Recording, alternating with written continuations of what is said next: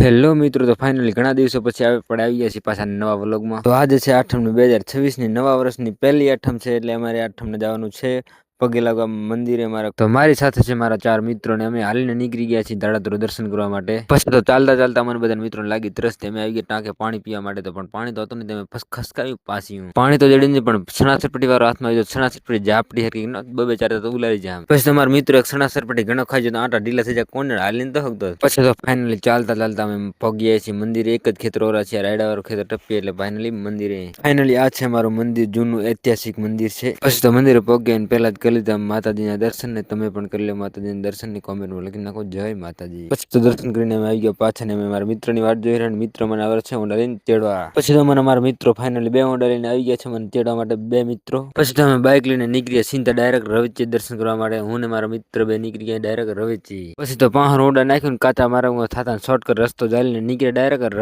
રવ થી ડાયરેક્ટ આવી ગયા સીધા રવેચી માતાજીના ધામ. તો ફાઇનલી પગ્યા રવેચી માતાજીની પહેલી ભાગરે. અંદર ઢળતા હોય તો રવેચી માતાજીની ભાવિ ભક્તોની ભીડ બહુ એટલે બહુ હતી. પછી તો મેં પણ કરી લીધા રવેચી માતાજીના દર્શન ને. તમે પણ કરી લે દર્શન ને, કોમેન્ટમાં લખી નાખો જય રવરાય. કેવો લાગે વ્લોગ એક કોમેન્ટ કરતા. તમે પણ રવેચી આવ્યા હોય તો કોમેન્ટ કરજો. મળીએ નવા વ્લોગમાં.